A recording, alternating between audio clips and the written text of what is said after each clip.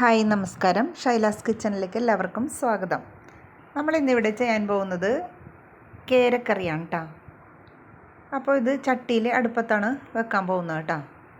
അപ്പോൾ 1 കിലോ കേര പീസ് വാങ്ങിച്ചുകൊണ്ട് വന്നിട്ടുണ്ട്. നമുക്കിത് ഒരു 3-4-5 പ്രാവശ്യമെങ്കിലും കഴുകി എടുത്താലേ അതിൻ്റെ ചോരമയൊക്കെ മാറുള്ളൂ കേട്ടോ.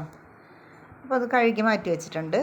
എന്നിട്ടൊരു 6-7 പീസ് കുടംപുളി ഒരു പാത്രത്തിലേക്ക് ഇട്ട് കൊടുക്കുന്നുണ്ട്.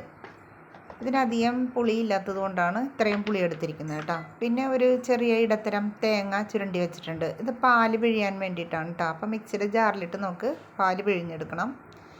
കുടംപുളി നമുക്ക് ഒരു 2-3 പ്രാവശ്യം നല്ലതുപോലെ ഒന്ന് കഴുകിയെടുക്കാം കേട്ടോ. അങ്ങനെ പാല് തേങ്ങാപ്പാലേ ഇവിടെ പിഴിഞ്ഞ് വെച്ചിട്ടുണ്ട്. അതായത് അരിച്ച് വെച്ചിട്ടുണ്ട് കേട്ടോ, മിക്സിയുടെ ജാറിലിട്ട് അടിച്ച്. അപ്പോൾ തലപ്പാലും ഇടപ്പാലും മാറ്റി വെച്ചിട്ടുണ്ട്. പിന്നെ 6 കൊച്ചുള്ളി അരിഞ്ഞതും 4 പച്ചമുളകും ഒരു ചെറിയ കഷ്ണം ഇഞ്ചി അരിഞ്ഞതും കുറച്ച് കറിവേപ്പിലയും എടുത്തിട്ടുണ്ട്. അപ്പോൾ നമുക്ക് മൺചട്ടി അടുപ്പിൽ വെക്കാം കേട്ടോ. അങ്ങനെ ചട്ടി ഒന്ന് ചൂടായി വരുമ്പോഴേക്ക് 3 ടേബിൾ സ്പൂൺ വെളിച്ചെണ്ണ ഒഴിച്ചു കൊടുക്കുന്നുണ്ട്. അപ്പോൾ 3 ടേബിൾ സ്പൂൺ വെളിച്ചെണ്ണ ഒഴിച്ചു കൊടുത്തിട്ടുണ്ട്. അതിനകത്തേക്ക് കുറച്ച് കറിവേപ്പില എടുത്ത് വെച്ചിരിക്കുന്ന കറിവേപ്പിലയും പിന്നെ കൊച്ചുള്ളി അരിഞ്ഞതും പച്ചമുളകും ഇഞ്ചിയും എല്ലാം കൂടെ നമുക്കിട്ട് നല്ലതുപോലെ ഒന്ന് വഴറ്റിയെടുക്കാം കേട്ടോ.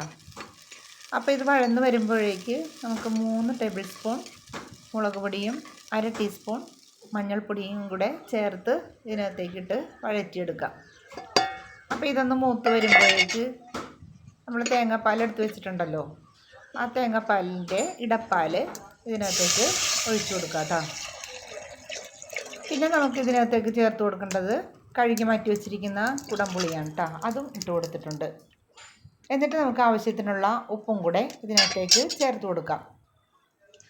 അപ്പോൾ ഈ ചട്ടിയിൽ അടുപ്പത്ത് കറിയൊക്കെ വെച്ച് കഴിയുമ്പോൾ ഉണ്ടല്ലോ, നമ്മുടെ പഴയ കാലമൊക്കെ ഓർമ്മ വരും കേട്ടോ. നമുക്ക് സ്കൂളിൽ നിന്ന് വരുമ്പോൾ നമ്മുടെ അമ്മമാർ നമുക്ക് അടുപ്പത്തൊക്കെ കറി വെച്ചിട്ട് തരുന്ന ആ ഒരു ടേസ്റ്റില്ലേ, അതൊക്കെ നമുക്ക് നേരിയതായിട്ടൊക്കെങ്കിലും കിട്ടും കേട്ടോ. അങ്ങനെ ഈ അരപ്പൊന്ന് തിളച്ച് വന്നപ്പോഴത്തേക്ക് കഴുകി മാറ്റി വെച്ചിരിക്കുന്ന കേരപ്പീസ് ഇതിനകത്തേക്ക് ഇട്ട് കൊടുത്തിട്ടുണ്ട് കേട്ടോ.